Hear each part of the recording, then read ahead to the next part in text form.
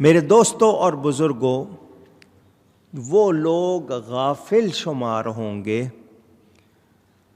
جو یہ کہتے ہیں کہ قرآن اللہ کی طرف سے نہیں ہے۔ وہ کیا دلیل ہے ان کے پاس؟ پہلی کتابوں میں یہ ان کو کہا جا رہا ہے کہ تمہارے علماء، چنانچہ اگلی آیت میں نے پہلے بھی سنائی تھی، پھر سنیں، اولم یکن لہم آیۃ ان یعلمہ علماء بنی اسرائیل۔ پہلے یہ فرمایا کہ پہلی کتابوں میں بھی اس کا ذکر، اور پھر کہا کیا ان کے لیے نشانی نہیں تھی کہ اس نبی کو جانتے ہیں بنی اسرائیل کے عالم؟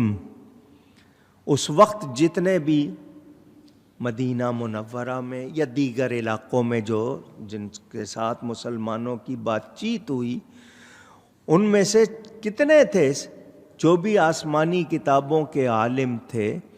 ان کو پتہ تھا کہ پہلی کتابوں میں ذکر ہے کہ نبی آخر الزمان آئیں گے، ان پہ قرآن نازل ہوگا، نبی کی خصوصیات، ان کی شان ان کتابوں میں بیان ہوئی تھی۔ وہ سارے خوب جانتے تھے حضور کی تشریف آوری کے، بلکہ منتظر تھے، انتظار کر رہے تھے کہ نبی آخر الزمان کب آئیں، مگر جب آئے تو پھر انہوں نے سب نے مانا نہیں، کچھ نے مان لیا، کچھ نے نہیں مانا، ہٹ درمی پہ اتر آئے، ضد پر۔ تو یہ ان کو بطور نشانی کہ تمہارے پاس تو یہی نشانی کافی ہے کہ تمہارے علماء، بنی اسرائیل کے علماء جانتے ہیں نبی کو، ان کو پتہ ہے، اب انکار کی تمہارے پاس گنجائش نہیں ہے۔ اہل مکہ نے مدینہ کے یہود سے معلومات حاصل کی۔ مدینہ میں جو یہودی رہتے تھے، مکے والوں نے آ کے ان سے پوچھا کہ نبی پاک صلی اللہ علیہ وسلم کی رسالت کے بارے میں بتاؤ، ان کی نبوت کے بارے میں بتاؤ، یہ حق ہیں یا نہیں؟ تو انہوں نے، علماء نے کیا جواب دیا کہ ان کی نعتیں ہم پڑھ چکے ہیں آسمانی کتابوں میں، یہ ان کے ظہور کا وقت ہے، تو اگر وہ تشریف لے آئے ہیں اور یہ نشانیاں ان میں ہیں تو ان کو مان لو۔ اس کے باوجود وہ مانے نہیں۔ جن کے قسمت میں ایمان تھا وہ ایمان لائے، باقی ایمان نہیں لائے۔ اللہ تعالیٰ ارشاد فرماتا ہے وَلَوْ نَزَّلْنَاهُ عَلَى بَعْضِ الْأَعْجَمِينَ فَقَرَأَهُ عَلَيْهِمْ مَا كَانُوا بِهِ مُؤْمِنِينَ۔ اور اگر ہم اس قرآن کو کسی غیر عربی شخص پر اتارتے جو عربی نہ ہوتا کہ وہ انہیں پڑھ سناتا، یہ پھر بھی ایمان نہیں لاتے۔ ضد پکڑی ہوئی ہے انہوں نے ماننا نہیں۔ اعجمین، اعجمی کی جمع، یہ زیادہ بڑی جمع لائی گئی۔ کیا مطلب؟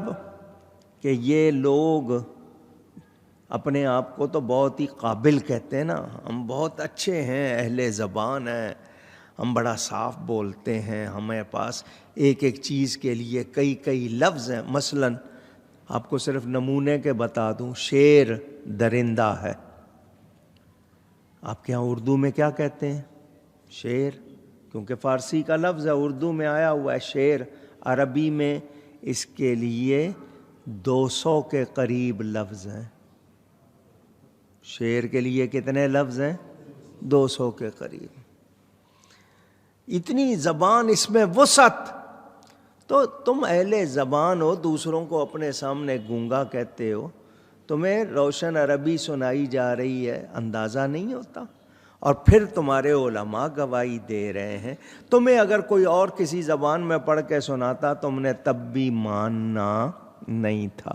میرے دوستوں اور بزرگوں، جو عربی میں گفتگو نہیں کر سکتے، وہ اس کے بارے میں تو اور زیادہ ہوتا، اللہ نے پہلے ہی فرما دیا کہ اگر کوئی اور زبان والا ہوتا اس پر اترتا تو انہوں نے پھر بھی نہیں ماننا تھا۔ کذالک سلکناہ فی قلوب المجرمین، ہم نے یوں ہی جھٹلانا پیرا دیا ہے مجرموں کے دلوں میں۔ صحیح قراءت کے ساتھ پڑھنے والے ان کو سن کر تم نہیں مان رہے ہو تو تم نے دوسروں کا کیا ماننا تھا؟ تمہارا حال تو یہ ہے کہ تمہارے جو دل ہیں، دل وہ سمجھ چکے ہیں کہ یہ بندے کا کلام اونچی نہیں ہے، اس کے باوجود تم اس کو نہیں مانتے ہو، تو تمہیں اب کیا دیکھنا پڑے گا؟ لا یؤمنون بہ حتی یروا العذاب العلیم،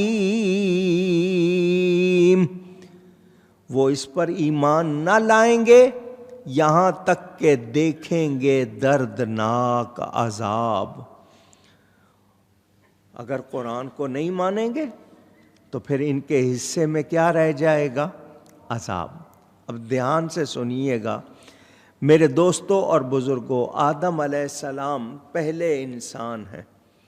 اللہ تعالیٰ نے ان کو تمام چیزوں کے نام سکھائے۔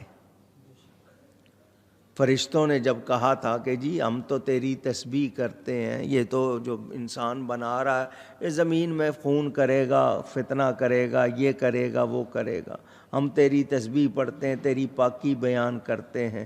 اللہ نے فرمایا جو میں جانتا ہوں وہ تم جانتے نہیں۔ آدم علیہ السلام کو فضیلت ملی علم کی وجہ سے۔ کس وجہ سے؟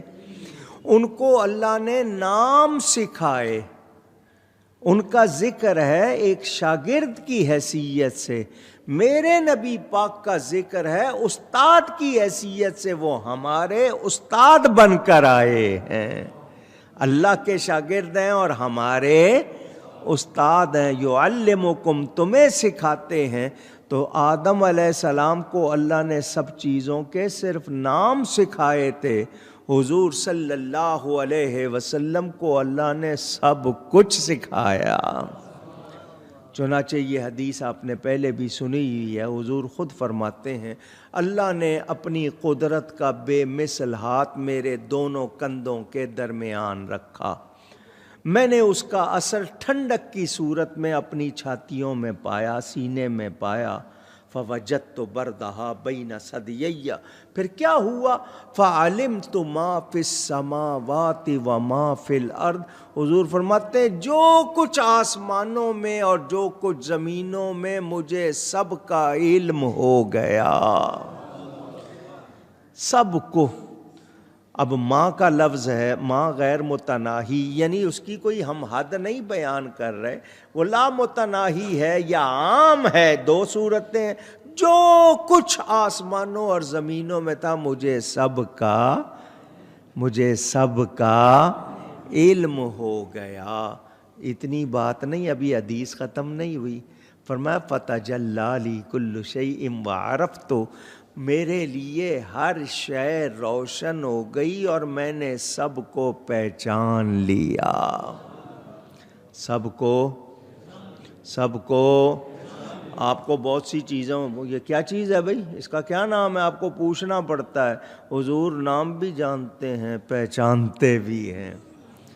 ہر وہ ذرہ کائنات کا جو اللہ کی ربوبیت میں شامل ہے وہ نبی کی رسالت سے خالی نہیں، ساری کائنات کے نبی بن کے آئے۔ میں نے شاید آپ کو یہ واقعہ پہلے بھی سنایا تھا، ہمارے محدث اعظم پاکستان حضرت مولانا سردار احمد صاحب لائل پوری، اب فیصل آباد کہتے ہیں، بہت بڑے عالم تھے، اعلیٰ حضرت فاضل بریلوی رحمۃ اللہ علیہ کے بڑے شہزادے حجت الاسلام حضرت مولانا حامد رضا صاحب کے شاگرد بھی اور خلیفہ بھی۔ فیصل آباد میں مزار ہے، جنگ بازار میں سنی بڑی مسجد جو آپ کی آج بھی۔ کراچی آئے تھے وہ، کتابوں کی ایک دکان میں چلے گئے، وہ دکاندار دوسرے عقیدے کا تھا، اس کو پتہ چلا کہ اہل سنت کے بہت بڑے عالم آئے ہیں، تو وہ سامنے آیا کہ میں ان سے کوئی سوال کروں اور ذرا ان کو تھوڑا سا پریشان کروں، نیچا دکھاؤں۔ اس کی نیت اچھی نہیں تھی۔ اس نے آ کر زمین سے ایک تنکا اٹھایا۔ تنکا جانتے ہیں؟ پوچھ رہا ہوں۔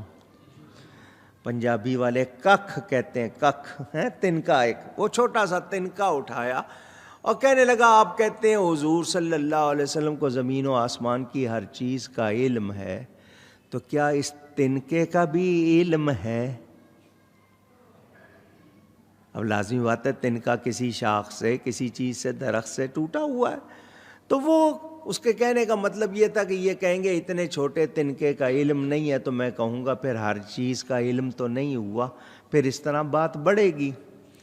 وہ عالم تھے، محدث، انہوں نے آگے سے حدیث سنا دی حضور صلی اللہ علیہ وسلم کہ حضور فرماتے ہیں کائنات میں شریر جنوں انسانوں کے سوا ہر شے جانتی ہے کہ میں اللہ کا رسول ہوں۔ ہر شے جانتی ہے کہ میں اللہ کا، اونچی کہیے، اللہ کا رسول۔ ان کا یہ جو تنکا ہے یہ بھی شے ہے یا نہیں ہے؟ یہ بھی چیز ہے یا نہیں ہے؟ اس نے کہا ہے۔ تو کہا اب یہ بتاؤ کہ کیا اس تنکے کو بھی نبی کا علم ہے یا نہیں ہے؟ حضور نے فرمایا ہر شے جانتی ہے کہ میں اللہ کا رسول ہوں۔ تو بتا یہ تنکا بھی جانتا ہے یا نہیں؟ وہ منہ پلٹ کے چلا گیا، اس کے پاس اس کا جواب نہیں تھا۔ پتہ کیا چلا؟ یہ اپنے علم پر ناز کرنے والے، اپنے آپ کو کہلانے والے نبی کی شان کا انکار کرتے ہیں، تو حضور اکرم صلی اللہ علیہ وسلم اللہ کی طرف سے، کس کی طرف سے؟ اللہ کی طرف سے سکھائے گئے ہیں۔ ان جیسا پوری کائنات میں کوئی عالم، اونچی کہیے، جس کا یقین ہو وہ زور سے کہے نہیں۔ حضور صلی اللہ علیہ وسلم کے علم کی شان بھی وہ بیان کرے جو خود اتنا علم جانتا ہو کہ بیان کر سکے۔ کسی قدر پوری تو کوئی کر سکتا نہیں سوائے رب کے، ان کی پوری شان اللہ کے سوا کوئی جانتا نہیں۔ قصیدہ بردہ پڑھ کے دیکھ لو، فَمَبْلَغُ الْعِلْمِ فِيهِ أَنَّهُ بَشَرٌ، کیا ہے پورا شعر کہ ہمارا علم کا پورا خلاصہ یہ ہے کہ ہم اتنا جانتے ہیں وہ بشر، لیکن ان کی حقیقت کو اللہ ہی جانتا ہے۔ ہمارے علم میں اتنا ہی بس، لیکن وہ کیا ہیں اور وہ کیا نہیں ہیں یہ ہم جانتے نہیں۔ ان کی شان کو سوائے رب کے پوری طرح کوئی جانتا نہیں۔